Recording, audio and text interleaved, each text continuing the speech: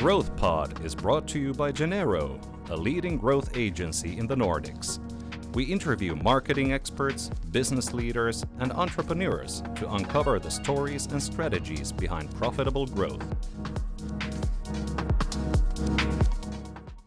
Well, first of all, welcome to the show. Thanks for taking the time. Great to be here. You've been at Klarna for over 10 years now. And when you joined, it was a very different company. I think today you can make the case that Klarna is the second most successful startup from the Nordics after Spotify, which is like this massive, can argue that most valuable company in Sweden. Yeah. So you still got to wait a bit of they got a little bit of a head start there. But when you joined, what was your kind of like your expectations? Was Klarna doing really well at the time? Did you have sort of the expectation that this could be something really, really big, or what drew you to Klarna back 10 years ago? Yeah. So I joined back in 2015. So that means that I've been part of half of Klarna's journey. The company had already existed for 10 years when I joined, started back in 2005. I think the first transaction was like April 6 at 11:30 something with the store retailer Pocket Shoppen. And obviously a lot has happened since. But when I joined back then, I think we were around 600-700 people. Klarna was very successful here in the Nordics, had launched in markets like Germany, Austria, Netherlands, and we're just making its way to the UK market and also the US. So it was a very exciting time to join that company because I was recruited by a very, good friend of mine who said, like, we're doing these great things here. You should really look into what we're doing. You like sales, and we've seen big success of smoothing commerce here in the Nordics. Now we're going to take that global. So that was kind of like the entry point for me. I think joining it was very clear when I joined that the ambitions were a lot higher than just keeping business as is over here. And I think the goal then was very clear, and I think it's the same goal as when the company started, like smoothing commerce, making commerce a lot smoother. But then that has looked a lot different throughout the different years of the company, right? So when Klarna started, it was 2005. You basically enabled consumers to get the goods first without having to part from any money, right? So that was a really safe and secure way to shop online back in 2005, where you hadn't seen the brand you were shopping from, like you didn't even know if it would work technically. It was so early in the days of e-commerce. And at the same time, we also took the risk from the retailer. So that was kind of like smoothing commerce, making things very easy. When I joined, it was more in the phase of like reducing friction at checkout. Like, how can we make this a one-click buy experience? Remove all of these entering card details, CVV codes, and like all of these step-up flows and verification flows. How can we remove as much as possible about that? And today, those things are more like basics or hygiene factors, and it has become so much more, right? So I would say since I started in like 2015, there's been so many shifts already. Everything from Klarna becoming a very global company to Klarna launching its consumer-facing app, which is used by millions and millions of consumers every day, to us launching a new standard in the credit market, fair consumer offering, and obviously the biggest shift of them all, which over the past year has been the introduction of AI, right? So it's been a very exciting journey, and nothing looks the same as back then, but like all dials back up to this like smoothing commerce, right?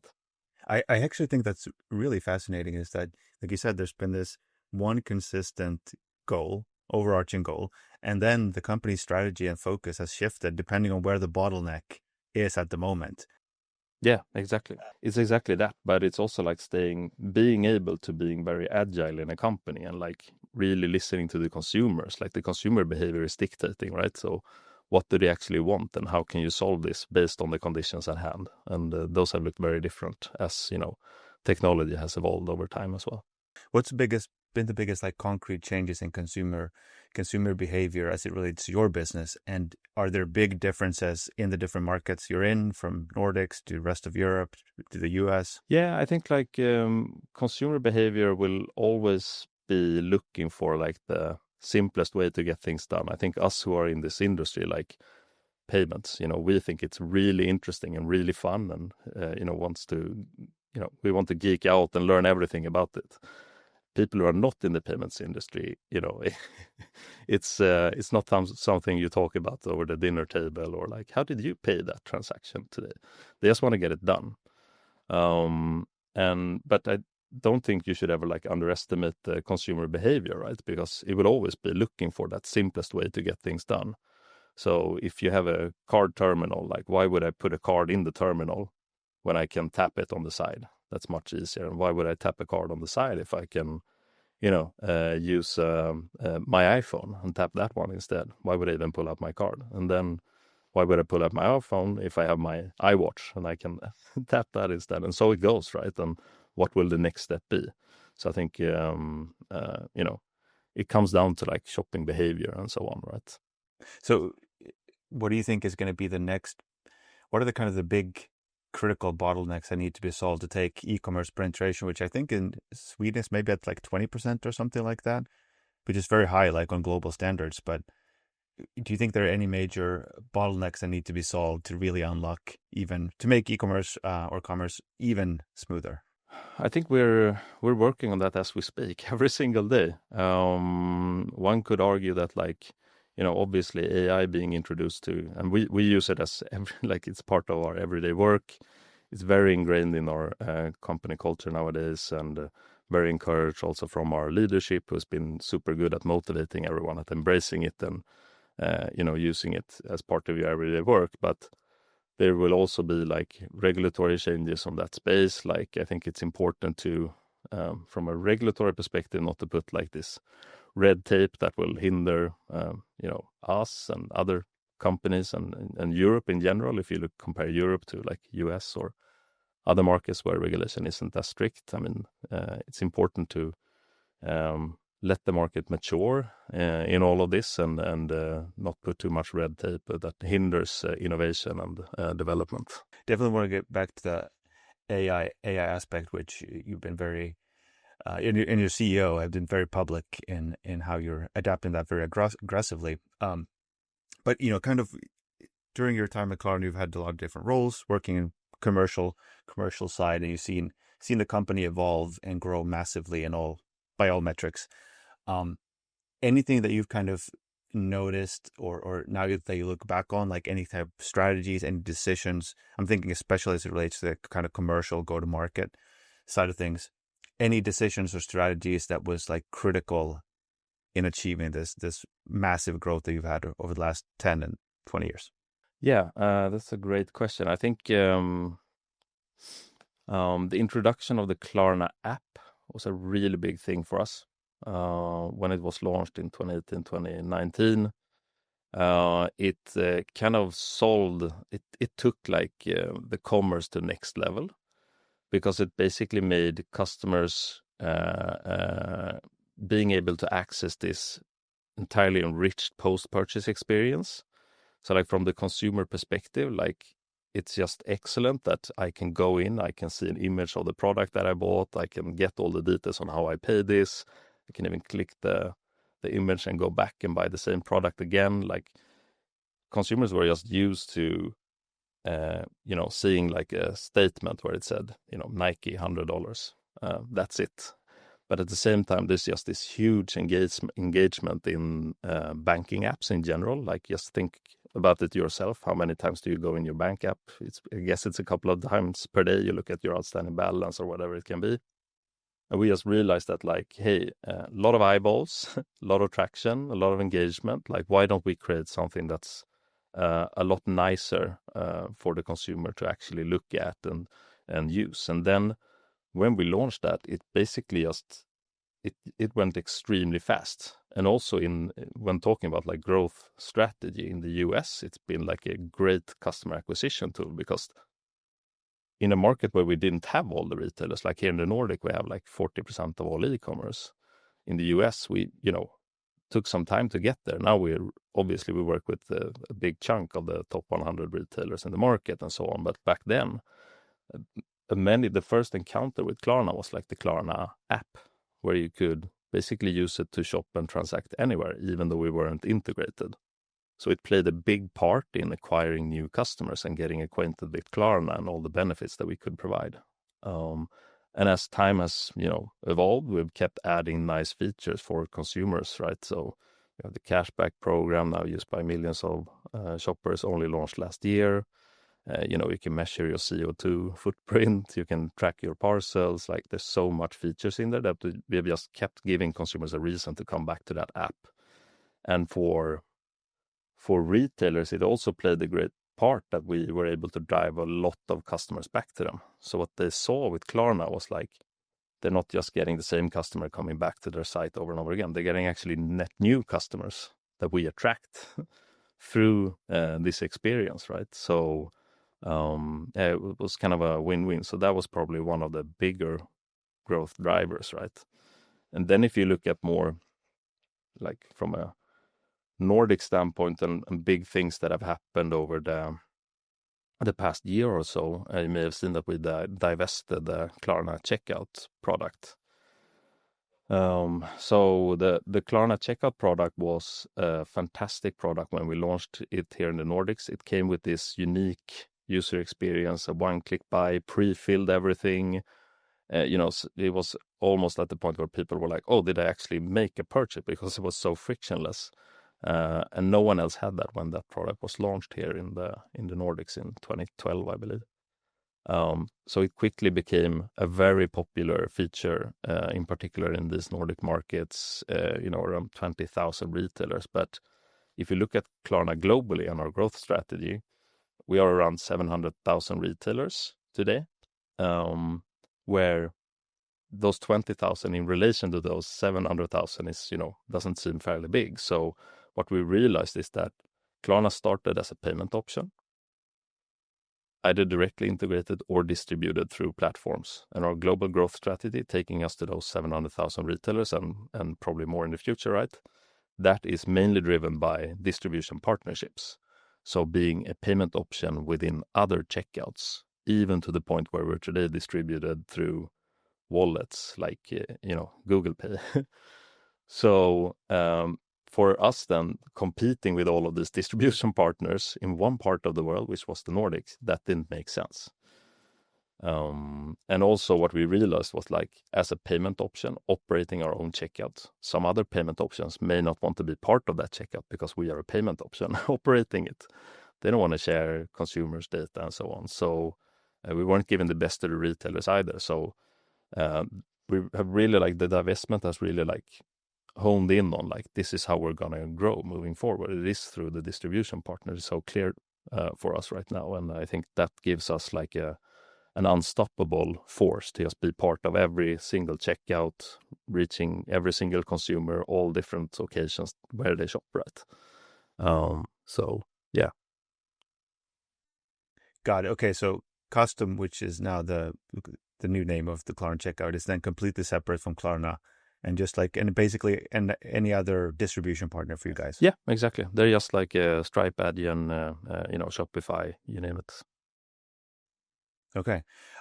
You mentioned the United States, which is, I think, the single biggest market for Klarna at the moment. And it's very uncommon for a Nordic or European company to succeed that massively in the US. So can you talk a little bit about that? Like, when did you guys launch in the US? What was the strategy? How has that changed over the years? Yeah. So the US, I mean, I think I mentioned we launched it, we entered into the US market in 2014, 2015, I think, just like small scale, no big commercial launch. And today it's our biggest market by volume, which is pretty cool. Even in being so, I think we just released our Q1 25 report. We're seeing like a 33% year-over-year growth. So it's pretty massive and pretty important for us. So I wouldn't say it was like super easy for us to go into that market, as you're referring to. When we started there, we actually deployed the Klarna checkout as a product.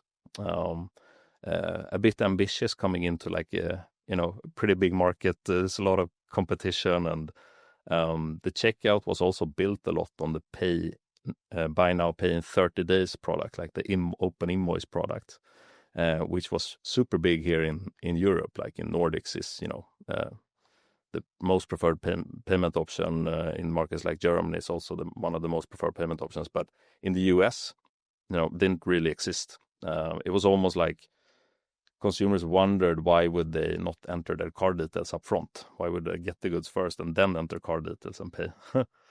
So we had to like iterate it back and forth, and we actually realized that if we ask consumers up front about their card details, it brings better conversion, because that's the consumer behavior in the market. So we started doing that, but then I think we came to realize that like we need to adapt the product even further, and then we launched what we call Pay in 4, which is 4 interest-free installments paid bi-weekly, also card-backed. It's automatically deducted. It follows the salary cycle, and that's where we really hit it off with the product. So that's like from the product perspective. And from a like team's perspective, there were a lot of Klarna Swedes in the US in the beginning, which made total sense. Like we brought the Klarna DNA to the market and all of the knowledge there. But I think we also, like from an organizational perspective, at some point we realized like we need to have a lot more US people talking to US merchants and so on. And we launched this like global and local partnership strategy, where we operate today with partner success teams that work really closely with the merchants. And that by closely, I mean they should be like within a 2-hour reach from the merchant partners that we work with. So now we have like local teams that are very close and can work a lot more closer with the partners that we have over there. So that was also a big one. And lastly, I think like also, of course, like with any business, like when you sign a partnership with the brands like Macy's in the US, Etsy, like Nike, Airbnb, and most recently we announced Walmart, that obviously brings also a hygiene factor to you as a provider, and makes it a lot easier to bring any other conversation to the table. For sure. I think you kind of touch upon so many interesting things about one being like patience, the fact that it's like 10 years in the making now.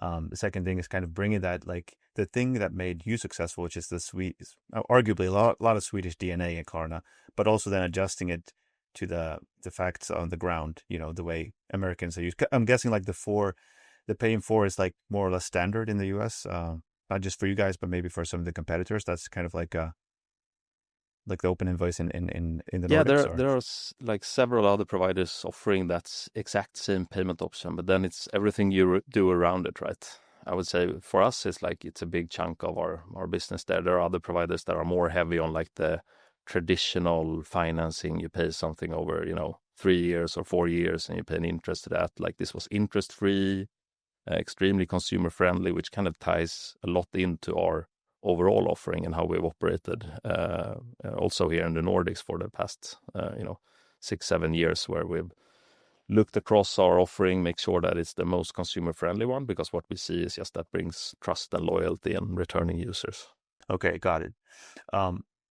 One thing I wanted to ask about was the brand, because Klarna's, I forget, when did you do the rebranding? Was that like 2018, 19? Yeah, 20? 18, 19, 18, I think we went smooth.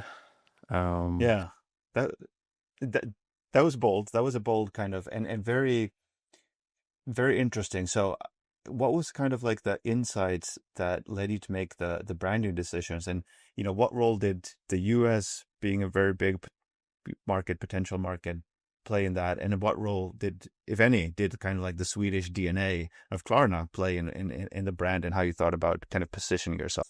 Yeah. I think the rebranding obviously was a big part of identifying who we actually were. Like we were launched as like a company that was like blue. We just looked at, this is how all the other banks are doing, and we do the same, and like we try to do it a bit more frictionless, a bit more digital. But then it came down to like, this isn't really us. we need to be speaking to our consumers in a way that they actually understand. So looking at like the smooth payments and how we launched all of that was like, we looked at how does the industry look today, and it is actually like an industry that has to a great extent has lost touch with its core user. Like there's a lot of these fine prints. You see, middle-aged men in blue suits in marble offices. That doesn't really necessarily like relate to a consumer of today. So we needed to find a way where we speak to consumers in their language and, earn their trust in that way. And then make sure that we live up to that trust and promise and brand that we build.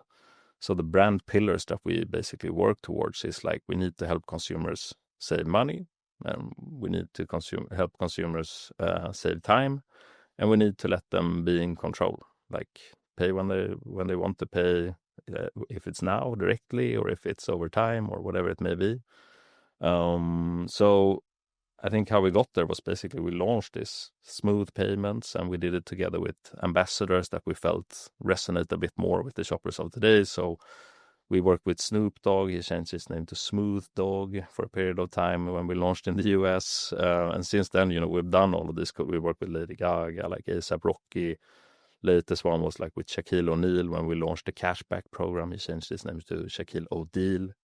And it feels quite quirky and but it really resonates, like it really works. And if you go in and see the whole experience, like as a new consumer, I see that brand, I go in and I experience the app, you get kind of the same feeling across it, right? You don't have to be blue and boring and disconnected to offer a very safe, secure, and stable and a good financial product. Yeah, that seems to make a lot of sense. Just out of curiosity, like what is your kind of like brand awareness level in the US? Like, is Klarna becoming kind of a household brand for consumers in those really big markets? Yeah, I would say this funny story. Like when we were there in the early days, it was hard to get someone to even pronounce Klarna. Like Klarna, it's a hard word to pronounce if you're an English-speaking person, but nowadays it's I would say it is household. Like we are the top provider within BNPL and much more. So a very recognized brand, and that's pretty cool. Like when I spent time there and did a lot of merchant meetings and flew around in the US, I could even like see people on flights using Klarna app, right next to me, and that was pretty cool. But I mean, we have some way. There's always some way to go, right? I think we have, more than 20 million active users. Active meaning they've transacted at least once over the past year, and there's quite a few more to work with. And then BNPL is still, a fairly small chunk of the payments cake over there. So, if you look at Sweden, where we have 96% brand awareness, we have some way to go still. So that's great and means a lot of opportunity. Speaking of those markets like Sweden, obviously, I mean, Sweden is like given that it's your home market, but in those markets where you are really dominating, and given that you're, the head of Nordics, so that's your main responsibility. Like, what's the strategy there? I'm thinking, in the US, there's this huge market. Klarna is becoming a household name, but clearly, like, there's tons of growth potential. But how do you approach that in the Nordics? Like, what's the strategy there? Yeah, I think if we look at it from a consumer point of view, a key thing and a key topic that we work a lot with is to have a really sustainable and fair consumer offering. And by that meaning, we operate in a very regulated space, which is consumer credit. And still, the Nordics is pretty far behind in terms of how to regulate and make sure that consumers end up with a fair offering. So we call it like pink standards, which means that we did a rehaul of all of our offerings because we were doing the same as everyone else. But then we realized, like, is this really giving you happy and returning customers, also long-term and in compliance with future regulation where that's heading? So we're focusing a lot on, making sure that the customer gets an offering that is fair.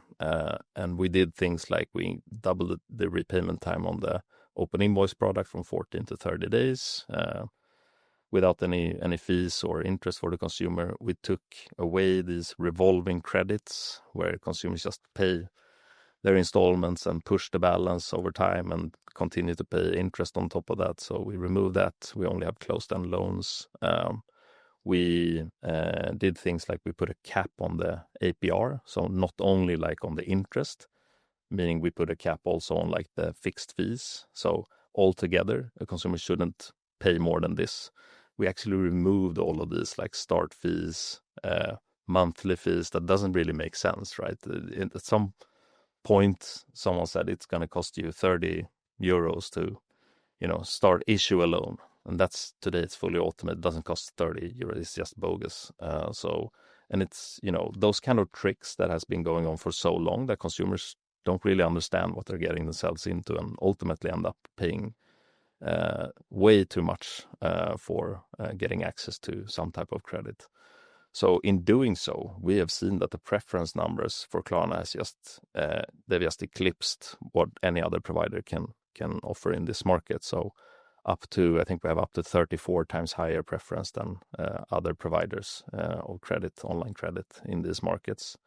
So it's been a big thing. And in turn, obviously, you see happy returning customers, higher conversion rates, and that benefits the merchants, even though we sacrifice some of the consumer revenues that we could obtain in doing so. So that's been a key differentiator for us in markets like the Nordics. And then obviously on the product side, I would just like download the Klarna app and compare it to anything else that's out there. AI powered, we build these new nice features, make life really easy for consumers, but it also means that we can bring merchants all of the benefits in new products that we also launch on a global scale. We learn something from the US and we take it here and vice versa, right? So you'll see a lot of product development and nice features that no one else would be able to offer today. Got it. So essentially, I mean, everything goes back to kind of the smoothing in commerce. Like on one hand, increasing trust and transparency. That obviously ties into what you mentioned about brand. And then on the other hand, just improving the customer experience with new features, AI, and so on. It's pretty simple. And it works. Seems to be working. Sounds simple. Sounds simple, yeah. Exactly. One thing that one thing that kind of strikes me as we've been talking about is that it seemed that Klarna has been able to make a lot of big bets throughout your history. AI being one of them, but many others before that, launching in the US and investing heavily there and, launching the app and divesting when it's not part of the key focus. So how are you able to do that, given that you are a very big organization, regulated space, very global? How big of a role does being founder-led, the Sebastian CEO being the founder of the company, what role does that play? And how does that look in your organization, your everyday life? Are you able to move very quickly and make these really big direction changes if needed? Yeah, I think we are a pretty flat organization, and it's a very inclusive organization in a way where just as an example, if our CXOs, they don't sit in a hidden room and talk about things and then all of a sudden it comes here's what you should do. They actually embrace and welcome people to see how they work. You can get called into meetings and then, our, CEO shares his screen and this is how I thought about it. I tried this, look at the experience. What can we fix here? So I think that culture has really enabled everyone to feel that they have an ability to think of smart things and put it forward, right? Obviously, being in a regulated space, we have all of these processes that any other bank has, but I think we're pretty more open to making fast decisions rather than just sit and look at something and then analyze it and then pause it and then it's about testing and it's okay to fail. It's okay to fail. If you build up your thesis and think that this is a great thing and then for some reason it doesn't really work out, you fail, but then you iterate again and you try again and, come back stronger. It's also about being able to be really accountable for your failures, equally as you get, pat on the shoulder when you do something that's really good. Like you should also be accountable for when things haven't gone really well, because otherwise you will never learn, right? And make things better. So I think that type of culture has been super important in how we are able to pivot when we need, and so on. Right? Interesting. I mean, you've been exposed to, the business/startup cultures of the US, I'm guessing many other European countries, and, the Nordic Swedish kind of culture very well. Do you think there's any, you may have already answered this in your previous answer, but do you think there's any things that where we, by virtue of the Nordic kind of culture, have a real strong competitive advantage when it comes to building startups? I think we do. There's no coincidence that there's so many fantastic companies coming out of this region. Like we were super early, even with the internet, which gave us a huge benefit that like everyone was connected all of a sudden, and we started producing really smart things super early on, right? There's also like this very nice community here where retailers are not just fierce competitors, but they share everything in between each other, right? Whether it's at conferences or forums, and like people like to interact with each other and share their experience, and I think that's super valuable. So I think there's that nature of things makes Nordics pretty unique, and hopefully we won't be stopped by too much regulation and so on moving forward, to keep innovating and keeping that competitiveness out there in the world. It's really fascinating to see with some of these AI startups. It feels like Stockholm is the place outside the US, and maybe I don't know exactly what's happening in China, probably a lot, but outside of like in the West, outside of the US, Silicon Valley, Stockholm feels like the place where there's just tons of these really fast growing, high quality startups coming up. And like you said, it's probably not a coincidence. For sure. Yeah, I saw, was it like the CEO of Voi shared something, LinkedIn post yesterday, Fredrik Hjelm, which is like of the density just here in Stockholm, or like all of these great companies that are just, 2 to 500 meter walk from each other. I think that's pretty cool. It's inspiring to see. I'm guessing Klarna has played a pretty big role in creating that ecosystem, like people going out of Klarna to start companies or join other companies to help them grow. You can see a lot of ex-Klarnauts who moved on and started also really interesting businesses. So it's cool to see that it kind of nurtures a lot of new talent and new innovative ideas, for sure. And again, I think it boils back to like the leadership here doing a really good work in letting people think out loud and make sure that they get smart things out there. That type of culture is really helping that. For sure.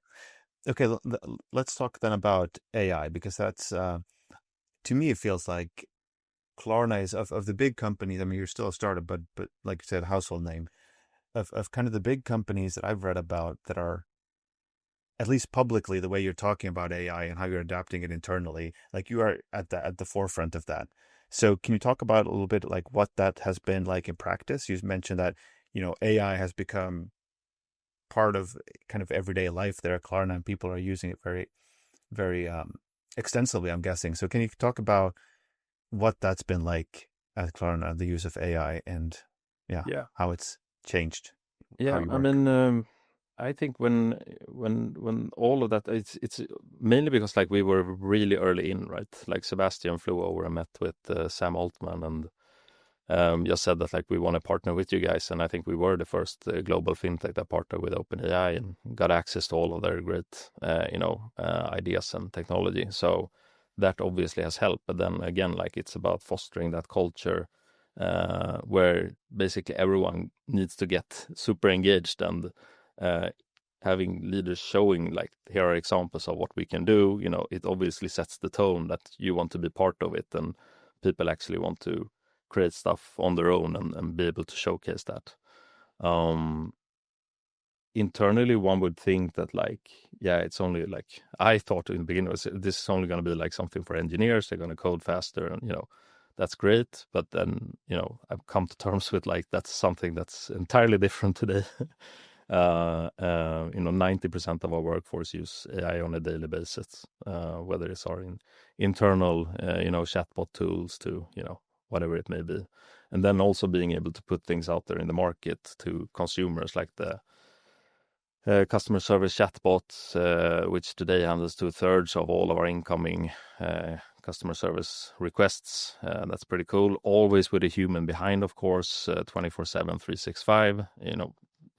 Most common question is like agent, and then of course you get to speak to a human. But seeing the results from that is pretty cool. And also I just encourage people to try the experience, like go in there and see how it actually works. It prompts you and it shows like, is it this product that you bought with this retailer, or is it that product? And you can see an image. Yeah, it was that one that I returned, and I need to ask a question about it. So it's really intuitive, and that's super cool to see.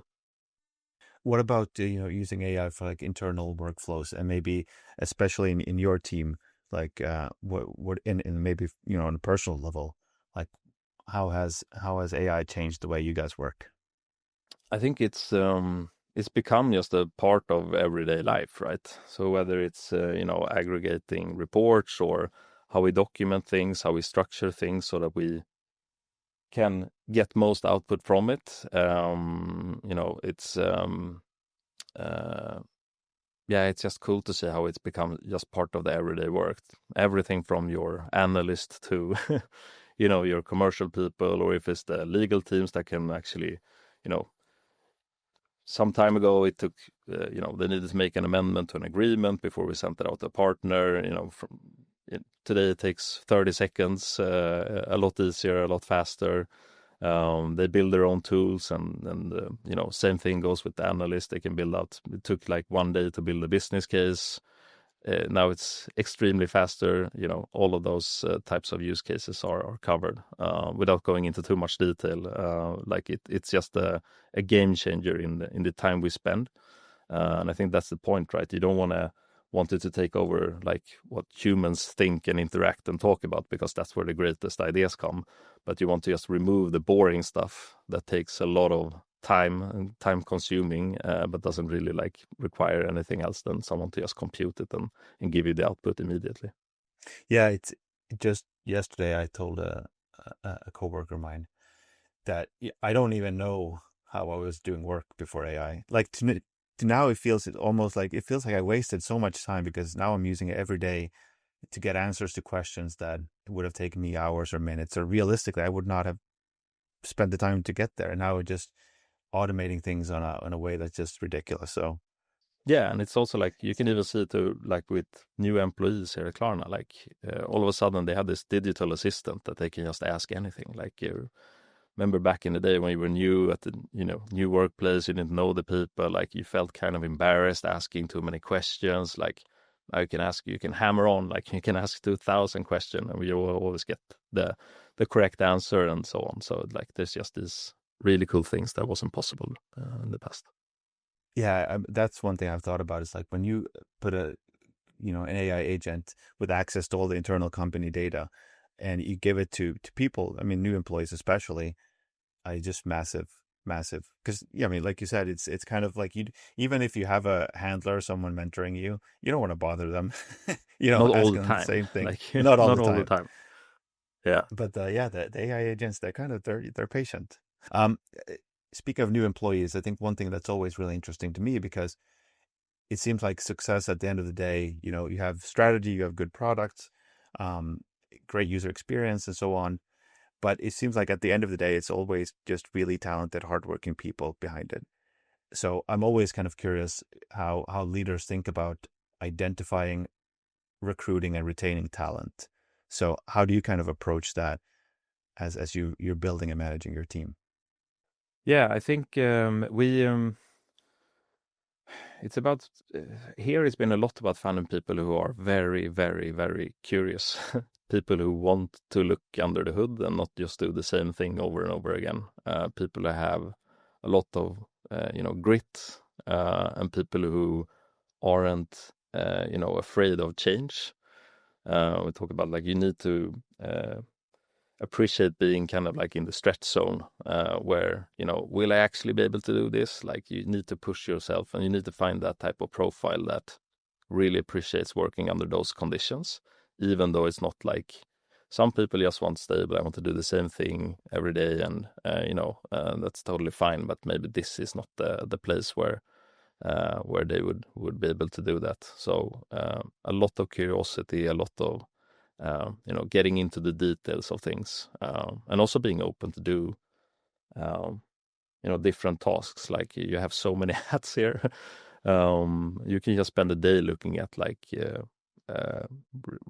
purchase flow recordings and trying to identify this is the actual issue and how can we address that in the smartest way and things like that. Even if it's like not your part of your everyday work, if you work as a business developer, probably should be just calling merchants and and we do that a lot, but sometimes it's just good to get a break and do other things, which also helps you educate yourself a lot about the product. So being that type of person who wants to see all angles of everything, I think that's super important, at least from my perspective, have been when we try to recruit people.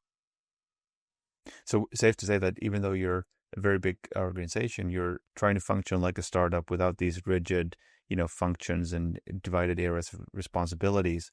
You're trying to recruit people who would typically be interested in going to startups where they can wear a lot of different hats, where they can dive into different things, that areas of business that kind of pique their interest. Absolutely. And you can also see a lot of people who started somewhere and then, got into some other competence, and all of a sudden they're in a, a completely different place than when they started. But it's like natural talent that has just grown with that person over some time, and then they ended up in a place where they didn't expect from the beginning either, which is also pretty cool. So how do you kind of test for curiosity and grit? Is it kind of just a gut feel you get from talking to people and looking at their resume, or? Yeah, I think it comes a lot from just talking to people, but also we obviously have this like formal processes, the logic tests and all of those things, right? But it boils down to like both looking at experience from what has this person actually done, but you can't really tell until you talk with that person and kind of challenge them on their thinking, and if they're open to being challenged and embrace that to some way and see that they can come out greater, then that's a great thing. Yeah, I had a podcast interview with the CEO of Volt, and she said, I don't know if it's for every single role, but for a lot of the roles, especially the more senior ones, like they will always do a project. They will ask the recruitee to do a project, because that's the best way they found to really see what is it like to work with them. How is their thinking, how are they approaching problems? How much work are they willing to put in, the assignment? Do you guys do anything like that, or is it kind of more? Yeah, we have it. It looks different across different. I can't speak for all of the different competencies areas here, but like from a commercial perspective, yes, like it's definitely part of like we need to understand how they pitch and like how would they approach different situation or business case and present that. That can obviously give you a good glimpse in how that person resonates, and also important to see like what have they actually picked up before coming here. Like, are they going in blank to this conversation and like just guessing, or have they actually shown a curiosity and interest in understanding the product, which is pretty cool. Sometimes you can even learn from like, hey, this person thought about something that we didn't even think about was a big benefit of our product. So that's pretty cool. Yeah, I'm guessing that's a really good signal in an interview. Yeah, that's a good interview. Exactly. So anyone wanting to join Klarna, that this is some good advice. I wanted to wrap up with asking kind of a few personal questions. First of all, is there anything to your mind that's kind of misunderstood or maybe not known about Klarna? Anything? I mean, you talk to a lot of people. Most of them don't work at Klarna. Most of them use Klarna, at least in Sweden. But is there anything that you kind of like, this is one thing that people just continuously get wrong or they don't understand about us? I think one could obviously look at things, you read a lot about over-indebtedness and, how is BNPL actually, is it good for consumers and so on. And like the most common misconception is like, we at Klarna, like 98% of our consumers pay on time. 98% of our consumers pay on time. Wow, that's a lot. Only 0.4% defaults, and that's global numbers. If I look locally here in Sweden, it's even a lot lower.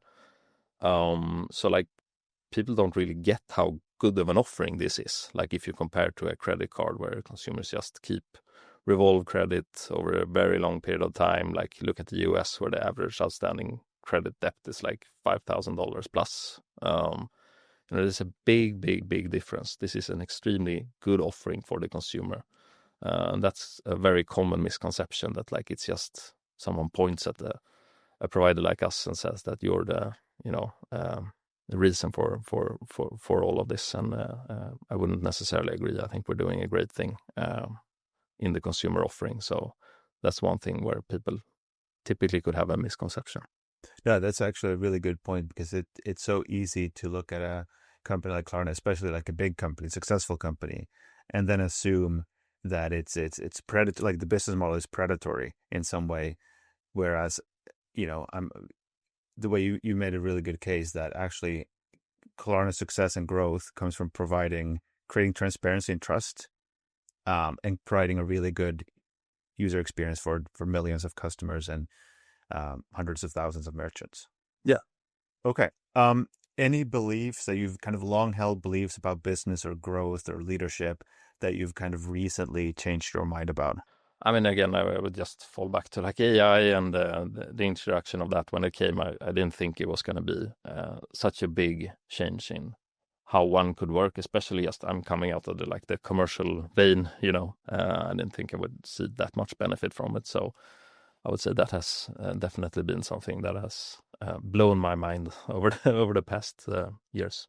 Yeah, I think there are a lot of people like I completely agree. Yeah, same like probably a lot of people. Right? It's crazy. I mean, yeah, not even I feel like not even the people who were at the forefront of this, the most technically sophisticated, could have seen it.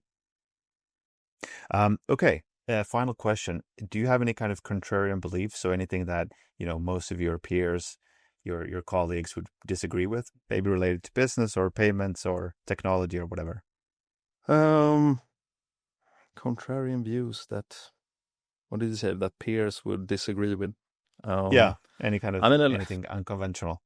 I mean, no, nothing conventional, but I think sometimes like we get the question on like, Klarna, is it just trying to, take too much ownership of the customers? Like, customer goes into Klarna's app and they're there, see other brands and like, what does Klarna actually do with that customer and so on. And I think that's just,